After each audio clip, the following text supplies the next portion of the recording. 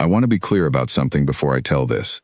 I was not military. I was not intelligence. I was a correspondent for the Terran Press Bureau, embedded aboard UES Mirefall under a memorandum I did not fully read, and if I had read it fully, I would not have understood the parts that mattered. What I understood was this. I would be permitted to observe and record a classified fleet intelligence operation in exchange for a 60-day publication embargo. What nobody explained, and what I should have asked, was that the operation required the ship to lie face down in a swamp for 23 days and pretend to be dead. The Mirefall was an atmospheric insertion frigate, 51 meters, low-slung, armored underneath for planetary entry and not much else. She had been set down on a tidal flat on Veshin 4, a methane-laced marshland world at the far edge of the Kethrani Straits, and then deliberately buried. Engineering had vented coolant into the sediment to kill the thermal profile. Comms had gone passive. The reactor was banked to a whisper, just enough to run air scrubbers and keep the lighting at what the crew called cemetery mode, which was a phrase I grew to hate. For 23 days we lay in the mud. The smell was the first thing.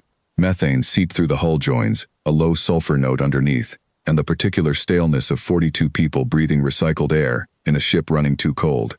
My bunk was a fold-down in the aft cargo bay, between two pallets of sensor drones that were never deployed.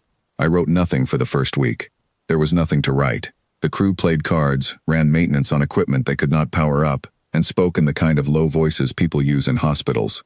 Lieutenant Commander Sable, the intelligence officer who had arranged my embed, told me on day 4 that boredom was the operation's primary weapon. I wrote that down.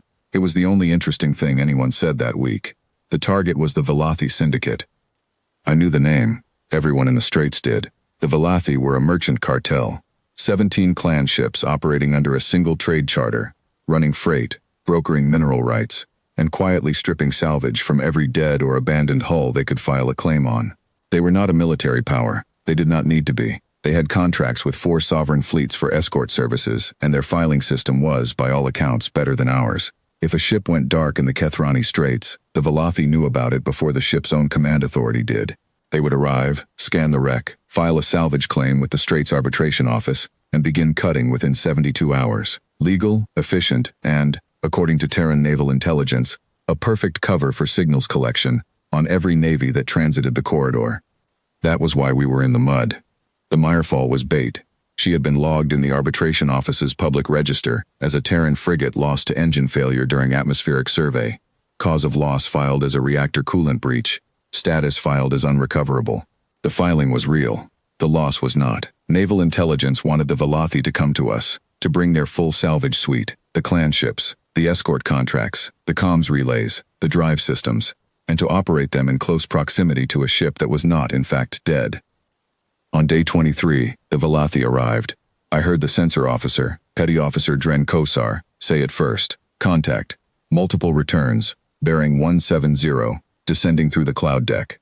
His voice was flat, professional, and I remember thinking that he sounded like a man who had been waiting for exactly this, and was relieved it was finally here. Commander Vasek, the Mirefall's captain, did not stand. She was already standing. I do not think she had sat down in 2 days. Passive only, she said. Cemetery mode holds. The Velothi came in formation. 3 clan ships, broad, flat-bottomed haulers with grapple arrays folded along their keels like the legs of sleeping insects, and 2 escort corvettes running a perimeter pattern above the cloud layer. The corvettes were not Velothi. Their drive signatures were Kethrani military surplus, which was exactly the kind of detail Naval Intelligence had sent us here to collect. They scanned the Mirefall for 6 hours.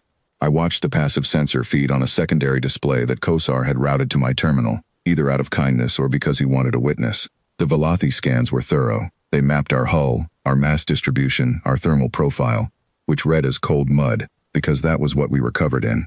They filed the claim. I know this because Kosar intercepted the filing transmission in real time. Salvage Claim 4471-V, Kethrani Straits Arbitration Office. Status: clean, no active power signature, no biological returns above threshold. The Mirefall was, officially, dead. They began cutting at dawn. The first grapple arm made contact with our dorsal hull plating, and I felt it through the deck, a low grinding vibration, like someone dragging a chair across a stone floor. The crew did not react. They had been briefed.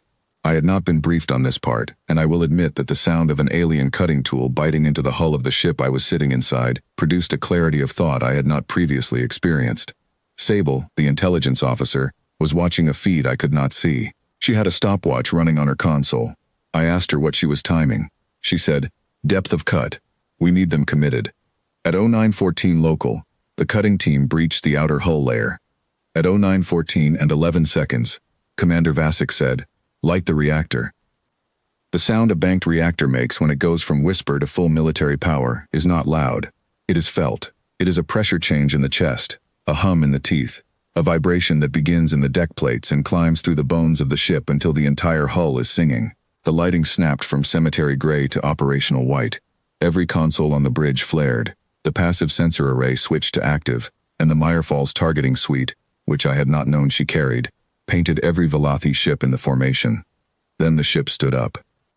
I do not know how else to describe it. The atmospheric drives fired, the landing struts retracted, and 51 meters of armored frigate shed 23 days of compacted tidal mud in a single convulsive shudder and rose. I was not strapped in. I hit the cargo bay deck, rolled into a sensor pallet, and grabbed a tie-down ring. Through the aft viewport I could see the marsh falling away, sheets of gray sediment and methane fog cascading off the hull, and above it, the flat belly of the nearest Velothi clan ship, close enough to read the weld seams. The Velothi broke formation in 9 seconds. The clan ships jettisoned their grapple arrays and banked hard. The escort corvettes, the ones running surplus Kethrani drives, lit their engines and climbed for the cloud deck. Every comms channel the Mirefall was monitoring erupted simultaneously. Kosar later told me the volume of signal traffic in that 9-second window exceeded everything the Velothi had transmitted in the previous 6 hours combined. Sable was smiling. It was not a warm smile. "Full take," she said. "Drive signatures, comms protocols, encryption headers, escort contractor IDs, all of it." The Mirefall climbed through the cloud layer and held station at 40 kilometers. The Velothi were already running.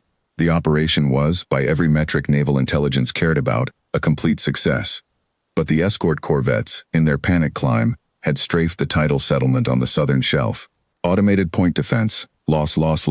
I still hear the abbreviation Kosar used, triggered by a targeting system that read the settlement's power signature as a threat during the scramble. 19 structures, a processing station, a comms relay that served 3 outlying habitats. Nobody on the Mirefall had fired a shot. The Velothi had not intended to fire either. But the corvette systems did what panic systems do, and 23 days of lying in the mud had produced, in addition to a full intelligence take on the Syndicate's operations, a debris field on the southern shelf that had not existed that morning. Commander Vasic filed her after-action report that evening. I read it later, during my embargo period. The operation was classified as a success. The collateral damage was noted in a subsection. The settlement had been unoccupied, seasonal, used only during the tidal bloom, and the structures were rated as replaceable. The subsection was 4 lines long. I filed my own report when the embargo lifted. It was longer than 4 lines. I described the 23 days, the smell, the sound of the cutting tool, the 11 seconds between hull breach and reactor light, the way the mud fell off the ship like a skin being shed, the settlement on the southern shelf. The Bureau ran it under a different headline than the one I submitted. They wanted the angle about the ship rising from the dead, the reveal. The moment the Velothi learned what they had been cutting into, I understood. That was the story that sold. But the story I carried home was simpler than that. We lay in the mud for 23 days so that someone else would come close enough to be seen clearly. And when we stood up, the ground shook for people who had never asked to be part of it. That is what playing dead costs, not the waiting, not the mud. The invoice comes later, and it is always addressed to someone who was not in the room when the order was given.